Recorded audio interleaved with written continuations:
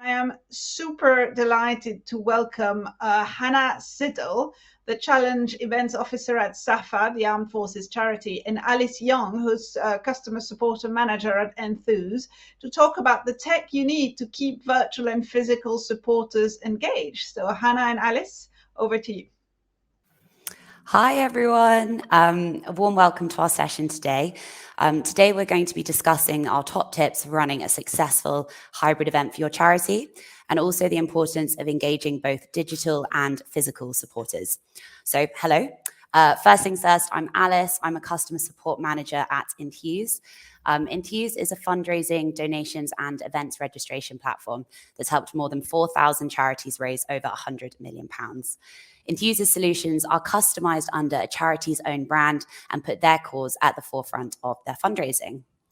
In this session, I will be discussing the shift to hybrid events with Hannah from SAFA, the Armed Forces charity, which is one of the wonderful charities that we work with. We will be discussing how they successfully transitioned from in-person fundraisers to hybrid events, allowing both attendance of physical and virtual supporters. So, Hannah, hello. Hi, Alice. Thanks so much for joining us. Would you mind filling us in on what SAFA does? Of course. So yeah, as Alice said, I'm Hannah, the Challenge Events Officer at SAFA, the Armed Forces charity. SAFA are the oldest tri-service military charity.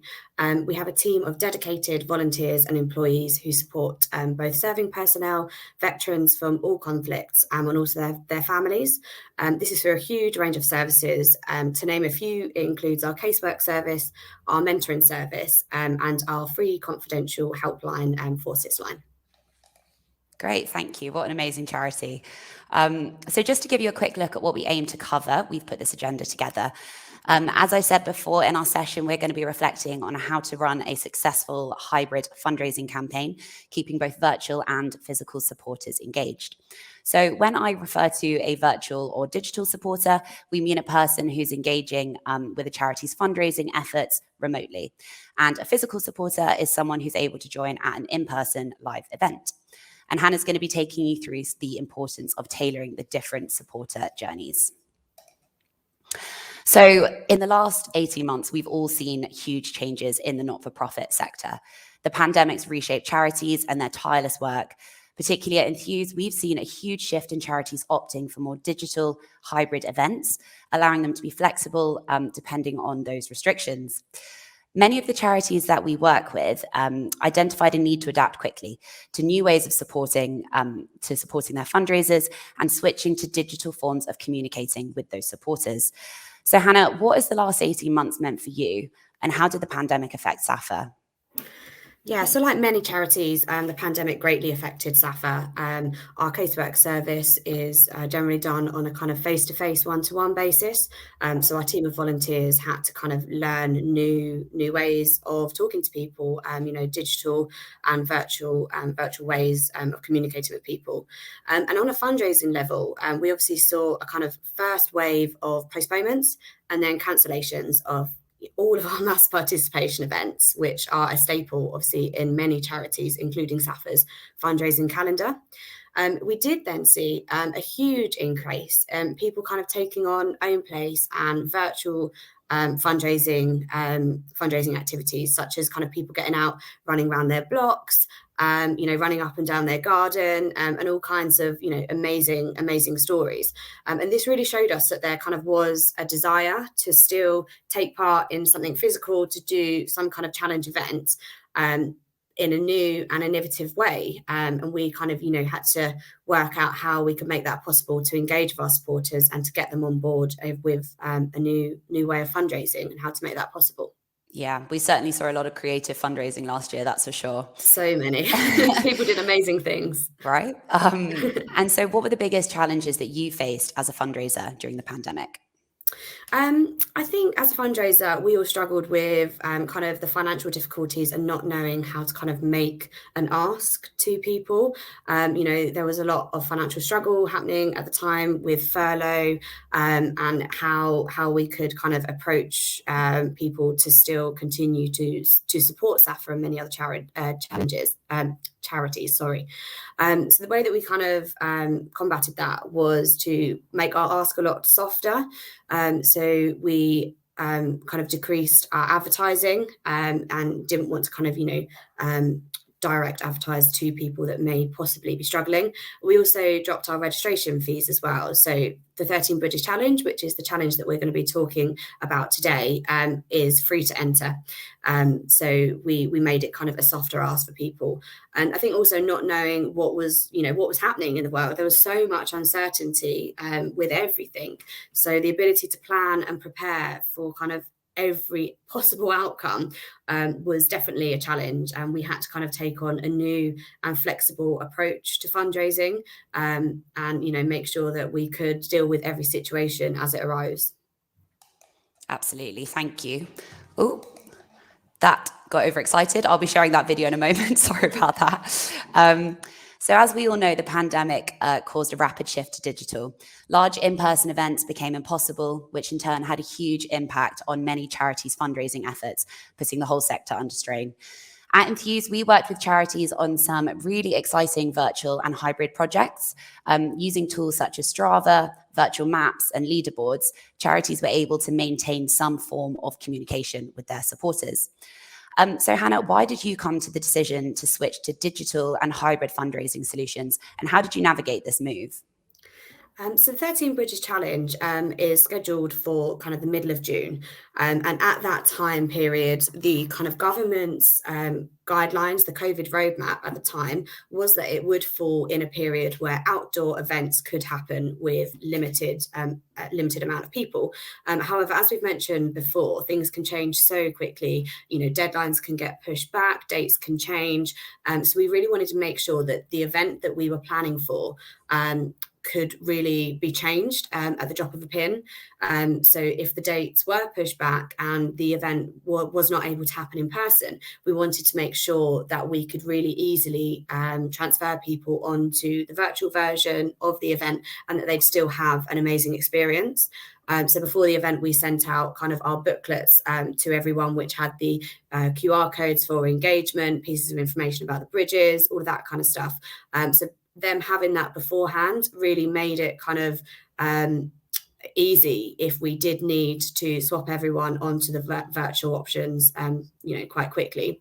And we wanted to make sure that there was also an option for people who might not be comfortable walking in big groups at the time, even though, it was allowed. There were still people that might not have wanted to do that. And having the kind of virtual options where people could walk in their local areas instead of traveling to London really made that a great opportunity for a lot of different kind of groups to get involved. We saw a lot of our corporate teams take up that option as well, kind of walking around, where they're based. So it made it a great option for people that might not be based in London or not able to travel to London as well. Absolutely. I think we all know working in events, it's just planning. So can you tell us a little bit more about the hybrid event itself and also the learnings that you gained from it? Yeah, so 13 Bridges Challenge is London Staple Armed Forces Day event. And in obviously 2021, we introduced the virtual version as well. So it saw people take on 10 miles across the 13 bridges of London or their local area for the virtual event. The event was an amazing success. We were so grateful to everyone that took part, and it ended up raising £76,000 for SAFA, which was, way above and beyond what we had hoped for, and really pays tribute to our supporters who really got stuck in and got involved. And a big part of that is because of the way that Enthuse works. People are able to register for their wave times, their t-shirt size really easily. The transition into setting up their fundraising page was really easy, uploading their profile picture, connecting to Strava, using the leaderboard. All those tools kind of really helped people to maximize their fundraising and get to their targets as well. So much so that, the week after the event, we have people inquiring about 2022's event, which is now live. So, we're really pleased with the learnings that we got. We also, managed to engage quite a few of our strong corporate supporters. So we had 3 sponsors of the event, Fujitsu, Core Security and Morgan Sindall, who were a big help in encouraging people to sign up, sharing it with their networks, and kind of engaging with, different groups of people as well. I mean, £76,000, that is just incredible. You must be so, so pleased. We were absolutely blown away. Yeah, Good. it was amazing. Fantastic. Well, I mean, it sounds like a brilliant event. We've got a video here so we can have a little look at what happened on the day itself. So I'll just hit play here.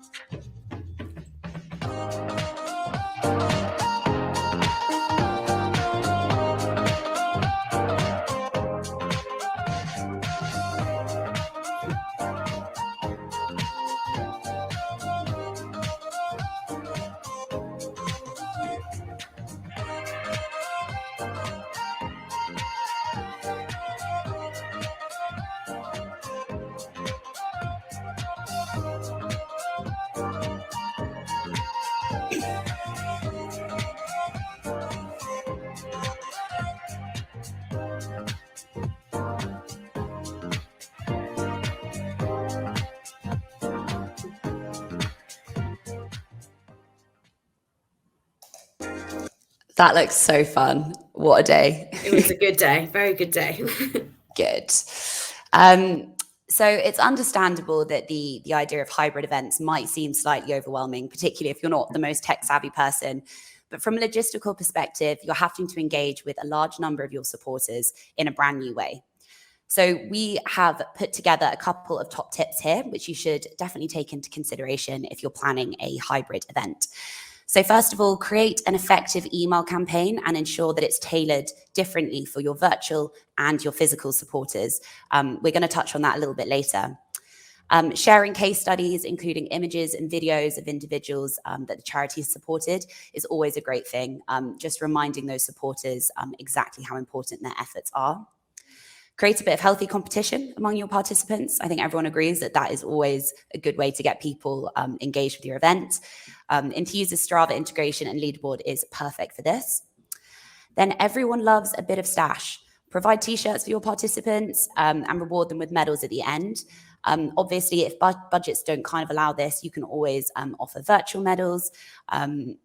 And also, you know, nice certificates and thank you letters, things like that. Hannah, I think that you did a bit of that, didn't you? Yeah, so we had our T-shirts and water bottles that we sent out to people before the event to use on the day with the brochure. And then, you know, physical people at the end got their medal and the people that completed it virtually got their medal sent to them after the event as well, which they loved.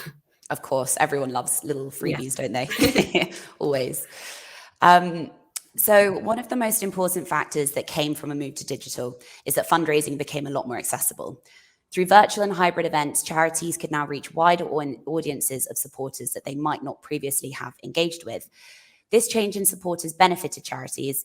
In Enthus's quarterly research study, Donor Pulse, we saw a 44% increase in people making online donations during the pandemic. So Hannah, did you see an increase in your supporters when you started using digital tools? And were they new types of supporters? Yeah, we did. We saw a huge increase as well, specifically for the 13 Bridges Challenge. It just made it, you know, so much more accessible, and the digital tools make events a lot more available to people that, you know, might not be based in the location of the event. So we do try and obviously make sure that a lot of our events are not London centric, where, you know, this one, our 13 Bridges Challenge, is based in London.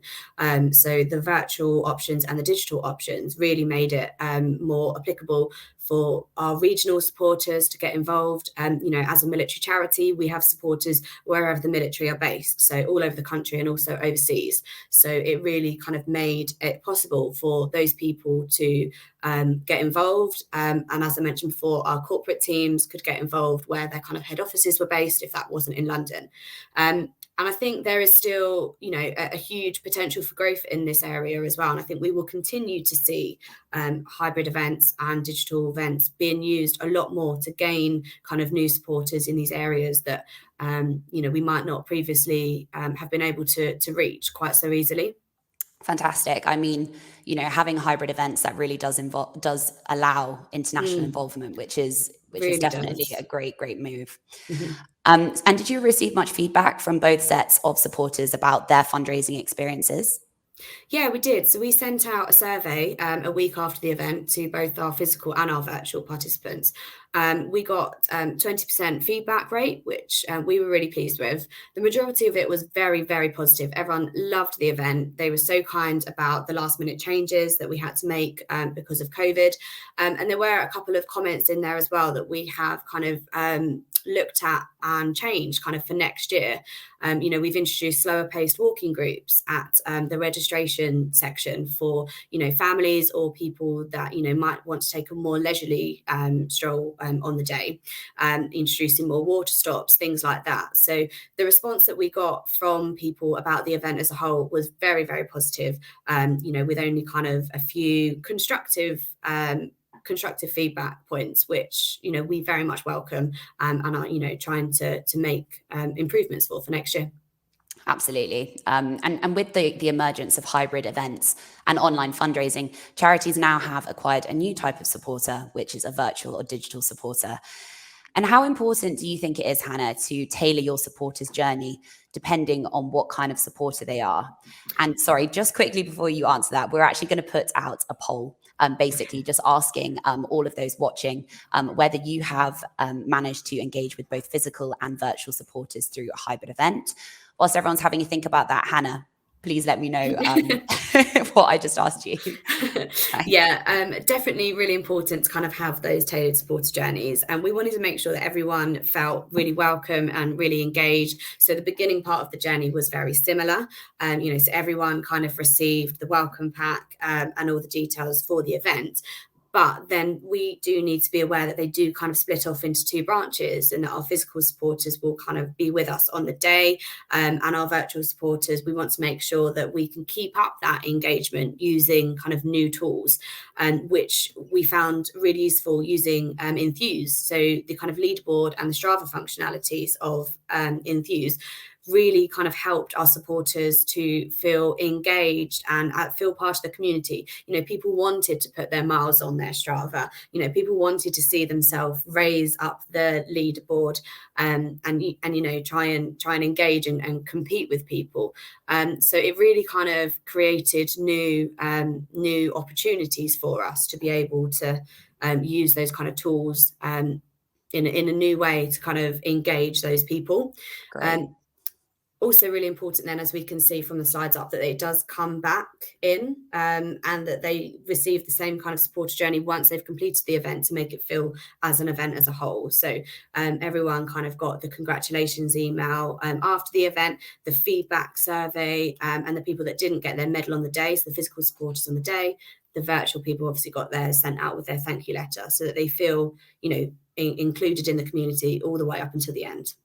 Exactly. And that's what's so important, is making sure that ultimately these two types of supporters are receiving this amazing journey, and that they sort of ultimately end up together, celebrating their amazing achievement on the walk. Really important. Yeah. Good. Okay, right. So just looking at the poll results, so it looks like not as many have been able to engage both physical and virtual supporters through hybrid events. So that kind of takes me on really to my final sort of comments, in that I really hope that you found this session informative. And so I'd love to wrap up with a couple of key learnings about running a hybrid event and how to engage with both virtual and physical supporters. So now that charities are engaging with these two types of supporters when it comes to hybrid events, it's really important to tailor these specific journeys, as Hannah just showed you through her sort of email journey. You need to focus on how they experience the campaign, and how it's going to impact on how they choose to support your charity in the future. As Hannah commented, planning is so important when it comes to running a successful hybrid event. It's also important to remember that you need to be flexible and prepare for those very unexpected outcomes, which we're all quite used to now. Even with new technologies to engage virtual supporters, it's important to make sure that they still feel part of this fundraising community. The SAFA team saw that using new and innovative digital fundraising tools was the way forward for running a hybrid event. These can be used to your benefit to engage those new supporters for the charity. Last but not least, competition. We all have it in us. Tools like leaderboards really bring together your supporters and help you to reach your targets. So finally, what next? If you'd like to check out SAFA's amazing success with their 13 Bridges Challenge, please do take a look on their website and see how they got on. They've also launched their event for next year as well, so it is definitely worth checking that out too. Hannah, thank you so much for joining us today. I'm so grateful that you could lend us your insights in this session. Thank you for having me. It's been great. Thank you. You're welcome. Also, any charities out there, you can book a demo with Enthuse if you're interested in finding out how your charity can benefit for hosting a virtual or hybrid event. And then finally, thank you so much to Charity Digital for hosting us today. It's fantastic to see organizations from the not-for-profit sector from all over the world come together to share their reflections on the last 18 months and share their thoughts heading into the future of fundraising. So thanks everyone for joining. Thank you so much to both of you. It's really exciting, and I think everybody's considering what this new world is going to look like after going from completely physical to completely digital. You know, what is a hybrid model? And I think seeing a hugely successful campaign like yours and seeing all the learnings that you've come up with, it's just going to be brilliant for people. So thank you so much for sharing that. We've actually got quite a lot of questions, so I'm going to ask as many as we can here, and then I know that hopefully you can join us in the lounge later on and talk to a few people about maybe more specific questions. There are a couple of questions that are, Georgina is asking, how much does it cost? Which is very specific, and I'm going to leave that one because I think it's more probably one that Alice you can take, and I know you have other people from Enthuse on the chat, and maybe you can have that discussion separately. But there are a few questions about the ROI of the events, and I'm curious to see how it compared to either a purely physical or a purely digital event from your perspective. Yeah, so the cost of the event were, very cheap for us to run. We had a lot of support from our corporate partners and a lot of engagement through our kind of event committee, which kept our costs down. So the event cost us about 11,000 to run. So we had an amazing kind of ROI for that event and how we put it on, which was definitely made, a lot easier with the fact that, part of it was virtual and that we, that really did keep our costs down as part of it as well.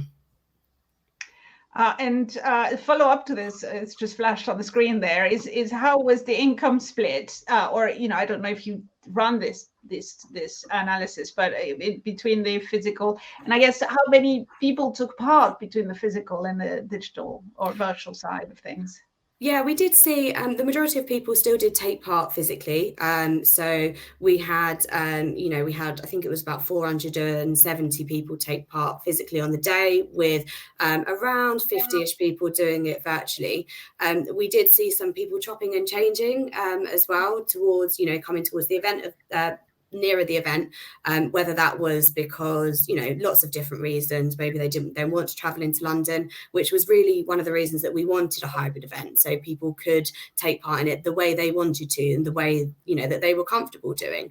So, the majority of the income, yes, did come through the physical event. However, we did see huge groups of our kind of corporate partners take part virtually, which made up a huge kind of proportion of the income as well. Great. And a very specific question here for Alice. Does Enthuse have any plans to add any more integrations, for instance, Fitbit? I think that, we're always open to feedback from our charities, and we always welcome, as I said, sort of suggestions and things like that, depending really on how many charities sort of make a suggestion or a request. Our product team will review and see if it's something that we'd like to do. So at the moment, we offer the Strava integration, but what we also offer on these fundraising pages is the ability to add a manual activity. So if you are using Fitbit or a different app, then you can just sort of record the activity and then you can post it on your page separately. But yeah, we're always open to feedback and suggestions in the future. Fantastic. And Hannah, Erica is asking, what were your top 3 learning points from this year's event? So the one that I keep coming back to is, make sure that you're flexible, make sure that you know that you've got your plans in place for every eventuality. As I mentioned, we were very close to the kind of government roadmap for the event date. So having your plans in place for if it did get pushed back is really key. I think the other top tip and learning is a really strong supporter journey, which is something that we will be developing this year based on kind of last year's event as well. I mentioned the kind of split between virtual, and I think there is a lot more that we can do with virtual participants to kind of keep them engaged through the event. And I think the last point would be, people is remembering that people do still want to support your charity, and they do still want to get out and help you and raise money for you, and to not be afraid to kind of put those events out there, because people do want to get involved still. Yes, I think that's a lovely way to look at it, isn't it? You want as many people as possible in as many places Definitely. as possible. All different ways of doing it. Yeah. And are you thinking of staying hybrid, or would you go back to completely physical events, or where are you in your thinking? So we have launched our 2022 13 Bridges event, and it is launched as a hybrid event again. We saw a great intake of people, and I think there is a lot more that we can do to develop the virtual side of things and engage with specific groups in specific areas. As I said, we're obviously a military charity, so wherever the military are, we have a lot of supporters. So I think there's a lot of we can develop with this event to kind of specifically target those areas of those people that you maybe can't get to London or don't want to get to London, and engage them that way. So I see hybrid events as a great opportunity for charities, and definitely something that we will kind of continue to work with in the future. Great. And if I can go back to something that you said at the very beginning, which I really loved, you said at the beginning of the pandemic, you actually decreased your activity because you were very conscious that people were very overwhelmed, and that, maybe they were in a difficult position financially, and, you became much more targeted. And this is the event. I wonder how the event fitted into this news focus strategy, which I love, because I think that would have been very appreciated by your supporters. Yeah, I think it kind of, so 13 Bridges Challenge in 2021, we introduced it as, things were looking a bit more positive. So 13 Bridges Challenge in 2020, it looked very different. It was completely virtual. There was no kind of physical event in place at all. Everyone kind of took part in their local areas. So I think we kind of introduced the hybrid aspect of the 13 Bridges Challenge towards the kind of easing of restrictions when, it became more apparent that people could get involved. But yeah, I mean, we definitely saw at the beginning that we didn't want to kind of overwhelm people. We didn't want to kind of force our charity messages down, across on people who everyone was in very challenging, still things are happening at the moment, very challenging situations. So I think it was just kind of the natural evolution of the event, and where we kind of felt it was most appropriate to kind of reintroduce it as a physical event as well. Fantastic. Well, there are a few more specific questions where sort of a little bit more tactical about the campaign, which I won't ask here, but anybody who feels that they still have questions, please head over to Alice and Hannah's room or rooms, I should say, in the virtual space, because they're available to answer as many other questions as possible. But I just wanted to thank you both so much for joining us today and for sharing your experience. I think it was a fantastic case study, and it's always so amazing to see such a successful story. And I'm sure that all the audience will go back to their work thinking, okay, what does my hybrid event look like next year? So thank you so very much to both of you.